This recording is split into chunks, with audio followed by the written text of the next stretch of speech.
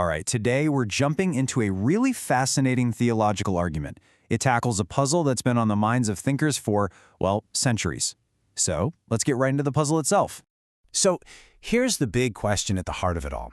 If God is, by definition, this perfect, eternal, unchangeable being, the prime mover, how does that being even interact with our world?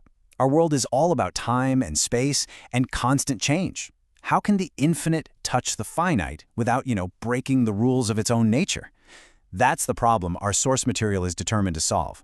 And to even begin to tackle this, the source material proposes this really elegant framework. It's built on two core ideas, something called the source and something called the interface. And this slide really breaks it down for us. On one hand, you've got the source. That's the Father, the prime mover. This being is totally unapproachable, invisible, unchanging. But on the other hand, you have the interface, or the agent. And this is a being who can step into our reality, into time and space. Someone who can actually be tested, who can be grieved. The source argues that this isn't just a convenient idea, it's a logical necessity.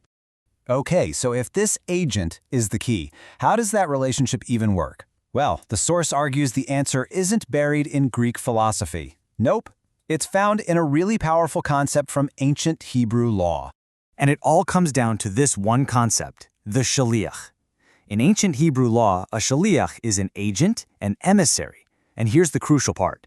Legally speaking, that agent carries the full authority and identity of the person who sent them. The logic is simple but powerful. A man's agent is as the man himself. Whatever you do to the agent, it's as if you've done it to the sender. This is such a great way to think about it. Imagine a king's most trusted agent or vizier. This person doesn't just deliver messages for the king. They act as the king. They can make decrees, speak with the king's voice, and if you defy that agent, you are defying the monarch himself. Period. And right here, this is where the source connects that legal idea directly to Scripture.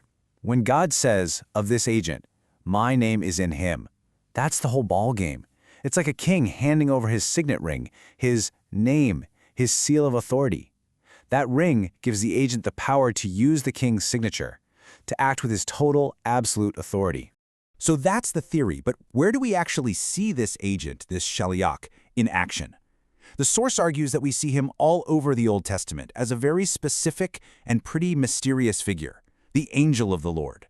The burning bush is the perfect place to start. The text says the angel appeared in the bush, but then the voice that speaks from the fire identifies itself as God, saying, "I am." Now, in this shaliach model, that's not a contradiction at all. It's the agent speaking with the fully authorized voice of the source. And it doesn't just stop in the Old Testament. The Apostle Paul picks up this thread and connects this agent directly to Christ. He says, look, that spiritual rock that was with Israel in the wilderness, that rock was Christ. He's saying Christ himself was right there with them on that journey. And this right here is the logical linchpin of the whole argument. The rock was struck. But think about it. Can the unchangeable, untouchable prime mover be struck? The source says absolutely not. An absolute infinite being can't be physically hit or tested. But an agent, an interface in time and space, he can be. This makes the struck rock the perfect picture of the Son's role. And it's not just Paul. Other New Testament writers seem to be pointing to the exact same thing. When you read the book of Acts, Stephen, right before he dies, repeatedly says the one who gave the law on Mount Sinai was the angel.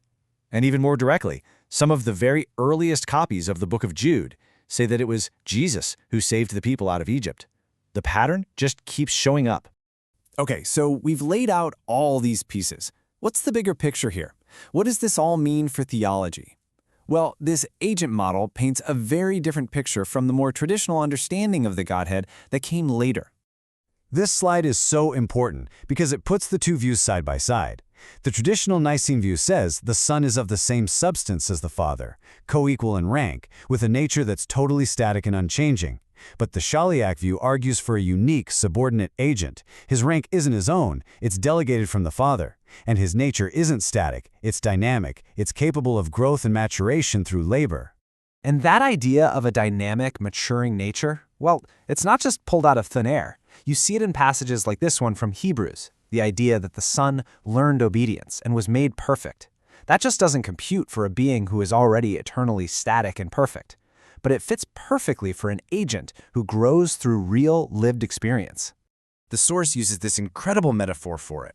It says the whole journey through the wilderness was basically the son's internship. It was his training ground.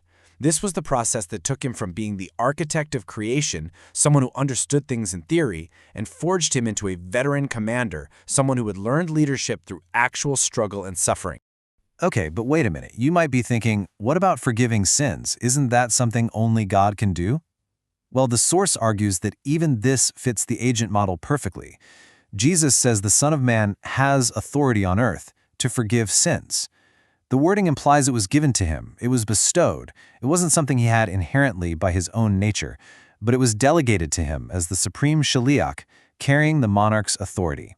So, let's just do a quick recap of the logic here. It all starts with a logical need. An unchangeable source needs a changeable agent to interact with the world. That agent's role is defined by the Hebrew principle of the shaliach, which gives him the source's full authority, the name. We see this agent in the Old Testament as the angel of the Lord. And finally, this agent isn't static. He grows and matures through his work, becoming the figure we meet in the Gospels.